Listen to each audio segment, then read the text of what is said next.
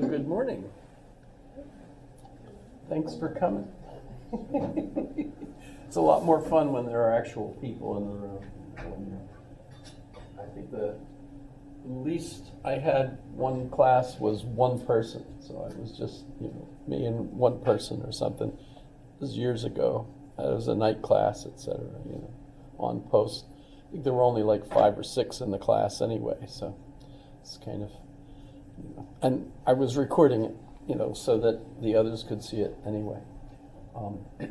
Well, last week on our one class, since there was the holiday, we ended up with, let's see, where did I go here? This is not really I could go through this is not the current syllabus. This is an old one I can't update the internet anymore. So when you find a link that doesn't work, I can't fix it. The technology that I used to make this is no longer available through the internet system at the university. And even the computer that I used that housed my web is gone. Poof. It was illegal because it was no longer supported by Microsoft, and so therefore it's gone. However, it's still functional, etc. Even though if there's changes on the links, I can't fix them or anything. But last week I talked a little bit about me and how I like to run the class. And I pretty much covered that. We didn't really get into what is philosophy. What did you prepare for today? What were you looking at? Because if you were looking at the syllabus, I asked you to read the Apology. How many folks had a chance to read the Apology?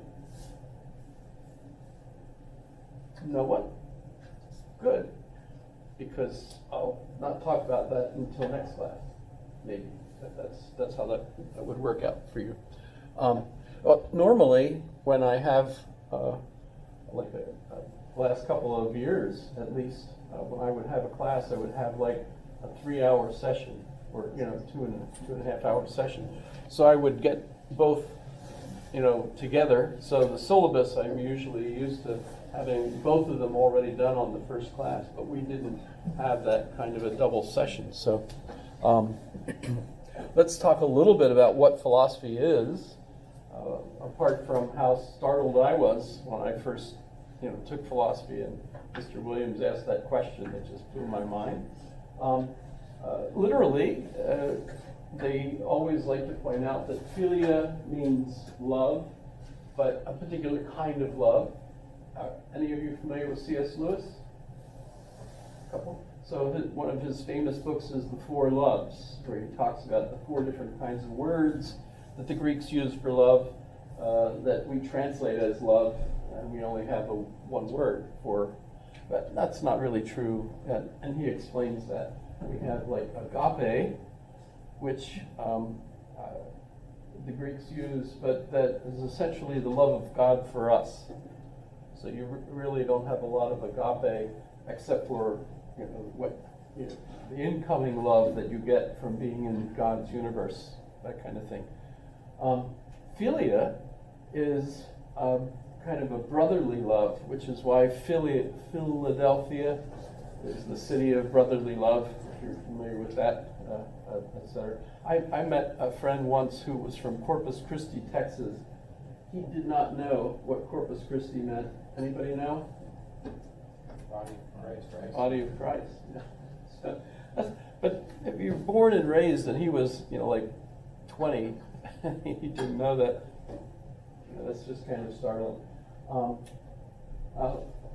But philia, in this sense, is love of, they say brotherly love, but it's, as C.S. Lewis really, I think, explains very well, is it's the kind of love you have with someone else who shares your interests. So it's a friend, the kind of love you have for a friend, right?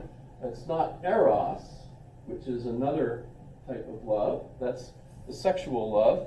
And by the way, he explains this, and it's really excellent that it's different than a fetish. So if you have a fetish for something, that's not love. Love is when you actually love the person for themselves, not just for the kind of sensual relationship you have. And then the fourth kind is hilarious because it's called storge. And storge is the kind of love, C.S. Lewis says, you have for your children and old slippers and a comfortable chair and pets. So that's kind of hilarious if you ever get the chance. It's the one book, by the way, that they've recorded him speaking. And if you've ever heard him, you just go on the internet, look up C.S. Lewis, The Four Loves, and you can listen to them. Usually it's in 4 parts because it was 4 different weeks he delivered it over the radio in Britain. And he sounds an awful lot like Winston Churchill. You know, you're familiar with Winston Churchill. So philia means love in the sense that we have an interest in something. And Sophia, notice it's a female name, and Sophia is wisdom. Some say knowledge, but Sophia is really more of a wisdom. So not like you love knowing everything. It's instead like wisdom. When we look at Aristotle, Aristotle says all men love to know. So in a sense, Aristotle calls all men, if you're anthropos, which we all are, as a philosopher, essentially. Because the characteristic of Homo sapiens is man the knower, right? So there's a theme there, at least from the Greeks on. I don't know that it's shared necessarily among all the other world cultures, but at least in this group, what we see is philosophy. We're all philosophers because we all love to know. So that's pretty interesting. So doing philosophy is love of wisdom, not just loving to know things, but of course that's part of wisdom is that you want to know what the heck things are, etc. Or, should I eat this? Well, if you have wisdom, you have to know what kind of food it is, because you don't want to eat it and then end up getting sick, etc. Right? Pretty basic. But it's also learning the tradition, and that's kind of an important part why we have classes. So if people weren't interested in learning the tradition, I'd be out of work. That's so that's pretty rough. And taking up a quest, and what I think about that is when I had Mr. Williams ask that question, I was like, boom, I was on a quest. Wasn't a Grail quest, but it was still a quest to find out answers to these important questions, like how should I live, etc. And so we take up the quest. And so we read the texts and we learn the interpretations. And there's a problem with the interpretations because up until Thomas Hobbes, at least in this class, all of the texts that we're looking at up until that point are in another language. And so what we're reading is a translation of them, unless you go in to reading French. Je pense, now I can't even think of, Descartes, cogito ergo sum, but he also wrote it in French, and I can't remember the full French word. But in any case, so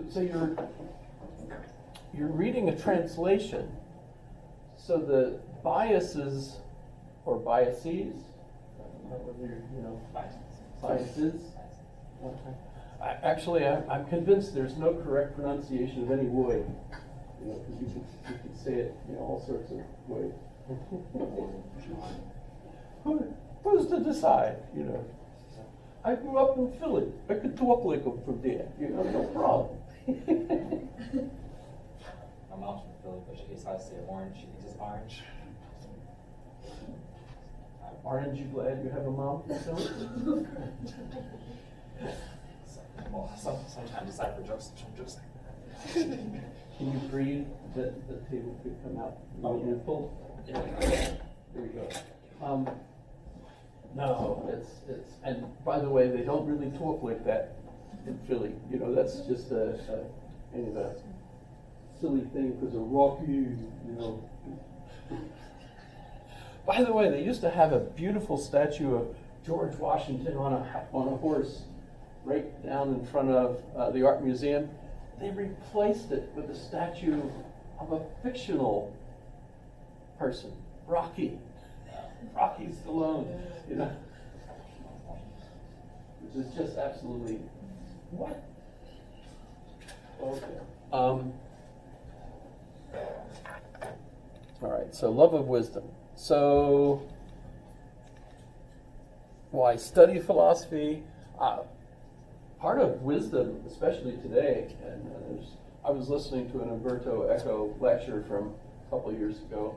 He's dead now, but his lecture was titled "The Library as kind of a metaphor for learning and memory." So if what you think about, you know, it used to be that people used these mnemonic tricks, like imagining a palace, you know, with all the different locations, that they would place different memories. So it would help them memorize, you know, different names and things, historical events and so on, by putting them at, you know, this palace or a street or something. So they use these different tricks because back then people had to remember everything they wanted to know. But then they invented writing. You could actually have the text. You know, when I'm at home and I used to have a library up here. I'm sort of partially retired. At one point I was moved and I ended up with an office out in Eagle River. Fortunately, they retired me kind of still further at that point because of the cutbacks in funding and everything, and I was already old enough to collect Social Security. So, okay, so I, you know, even lost that office and moved everything into my garage.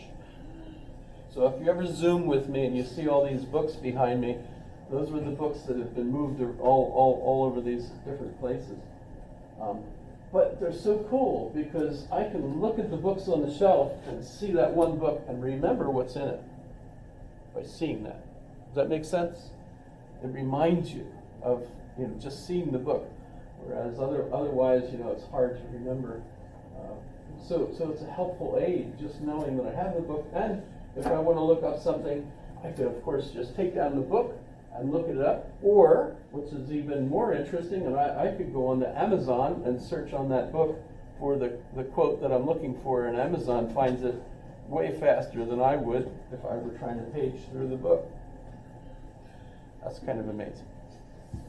But now today, of course, we have Google.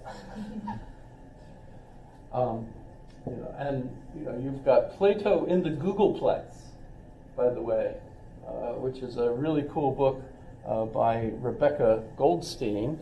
In fact, I don't know if you like me when I post weird things up here.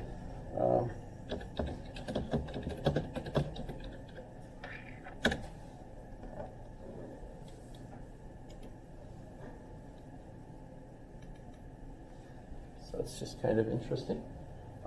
Rebecca Goldstein, by the way, is the wife of Steven Pinker. Anybody know Steven Pinker? No. I'll get used to that. Steven Pinker is, well, I guess it doesn't help when I say he's famous, and so is she, actually. So that's pretty cool. But Plato the Googleplex. What is Google and how does it work? You know, when you think about any kind of question you have, one of my friends has Siri, on his computer. So we might be Zooming on the one computer, and we think, when was Jimi Hendrix? When did he live? He turns and says, Siri, when was Jimi and she comes up and says, this is what I found, and she gives it to him, that fast, right? And of course I can find practically any song, any sketch, it's just absolutely amazing. So Google is there, and if Google is there, why do we have books anymore? Any thoughts on that? Why do we have? Please. I'm not good at technology, and I like to own things physically. I still buy books myself. I think part of it is that I'm just not, as young and as adaptable as I think a lot of other people, that right away think, why are you buying the book? You could just, download it, bing, bing, bing, and I have it. Instead of like driving around, going to the library, asking for it, waiting for it, all that stuff. Instead, within seconds, you can have the whole book right in front of you on an e-reader. I get lost on those. I remember the one book I ended up downloading that way for a book group, and as I was reading it, I thought I had read the whole thing, and I was really disappointed in it because it didn't end the way I expected it to. Well, when we got to the book group discussion, it turned out it did end the way I expected it to. It's just that I got lost and didn't know that I hadn't read the whole book, so not really sure about, electronic media and stuff like that. Plus, if you read the book on that kind of media, you don't have it on the shelf, because I'm with you about, I like the physical nature of having that, etc. But still, you can't, reject the idea that Google is totally transforming knowledge the way you have to remember things. We're no longer anywhere like the people that tried to use tricks in order to remember stuff, or stories. That's really our forte as human beings. We're homo neurons, man the storyteller, right? That's how we, yes? You can't always rely on the internet or folks on the internet though, because if you don't have internet connection or something like that, or like for example, let's say I work with VR, so sometimes the programs don't work, so then you have to go to paper copy, and that was a lot more time consuming, but you can't always rely on the internet or programs because it doesn't always I'm completely with you on that it's always too. good to Yeah. have a paper copy just in case, like, what if in the future something big happens, you're out of internet for a while, No power, no internet. Yeah.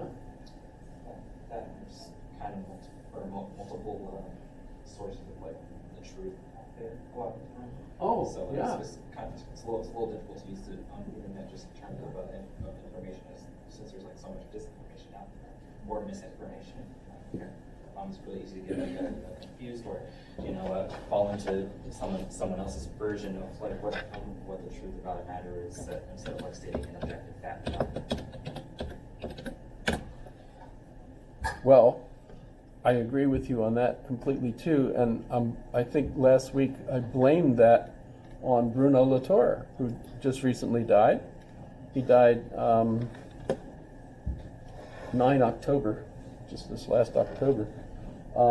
But if you read the biography here, Awards and Honors, Laboratory Life, Pasteurization of France, it's one of his books about the whole network of people involved. It wasn't just Louis Pasteur that invented that, etc. But he also is considered the French philosopher that's responsible for this movement towards thinking that there's such things as fake news. There's multiple ways of looking at things, and that they're, in a sense, all correct. How do you know that, et cetera? So if you're interested in that whole controversy, he's certainly one of the interesting ones involved in that. And we'll definitely get into this as we get towards the end of the course. So, lots of stuff there. Another reason to study philosophy is it's part of a liberal arts education. I think I mentioned it was kind of the capstone course when I was, in college for everybody. Although because I became a philosophy major, I ended up taking it as basically a sophomore instead of a senior. But the whole Western education thing, why do you get a higher education? It comes from Plato, really, thinking of education as going up in some very significant way. And the German tradition, which in a sense the American universities kind of follow up on, uses the expression Bildung. The whole point of a young man, really, going to the university was to build himself to become a modern person, basically. And you're thinking not only about specific objects or thinking about certain subjects, you're also thinking about your thinking about those subjects. And that's the point at which you become kind of a modern, where you're self-reflecting. And by the way, as soon as you do that, you also can end up in serious trouble because people that get to that point are often suicidal. That's Durkheim, Emile Durkheim called it anomie, because you no longer know who you are, because in a sense yourself is embedded in a cultural narrative that you believe is true. It tells you in that narrative, I know I have it here somewhere. Well, it tells you the three things that are most important in your life. Answering the question, who are you? What's your identity?